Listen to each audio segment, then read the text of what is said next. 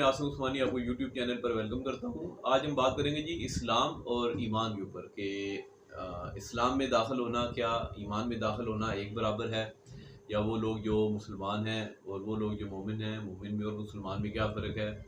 اس ضمن میں ہم دیکھتے ہیں سورہ حجرات کی آیت نمبر 14، جس میں نبی کریم جب بدو اسلام لے کے آئے، انہوں نے کہا جی کہ ہم ایمان لے آئے، تو اللہ تعالیٰ نے نبی کریم صلی اللہ علیہ وسلم سے فرمایا کہ اے نبی کہہ دیجئے ان سے کہ یہ ایمان نہیں لائے، یہ اسلام لائے ہیں۔ اور اس کا ہم ایک اور اسپیکٹ دیکھ لیتے ہیں، جیسے اسلام میں داخل ہونے کے لیے اللہ تعالیٰ کی وحدانیت پہ ایمان لانا، نبی کریم محمد رسول اللہ صلی اللہ علیہ وآلہ وسلم کی آخری نبی ہونے پر ایمان لانا ضروری ہے۔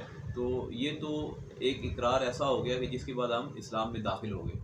اس کے بعد ایمان کا درجہ شروع ہوتا ہے کہ جب اسلام یا دین اسلام ہمارے دل میں داخل ہو جائے گا، ہم اس کو منو ان تسلیم کر لیں بغیر کسی کنڈیشن کے، بغیر کسی شک کے۔ جیسے اللہ تعالیٰ فرماتا ہے جی کہ ایمان تو وہ لوگ لے کے آئے جو لوگ اللہ اور اس کے رسول پر ایمان لے کے آئے اور اس کے بعد انہوں نے اپنی جان سے، اپنے مال سے اللہ کی راہ میں جہاد کیا، وہ لوگ ہیں، اور کسی قسم کے شک میں پڑنے والے نہیں ہوتے، وہ مومن ہوتے ہیں اور اس کے درجے پر، مومن کے درجے پر فائز ہوتے ہیں۔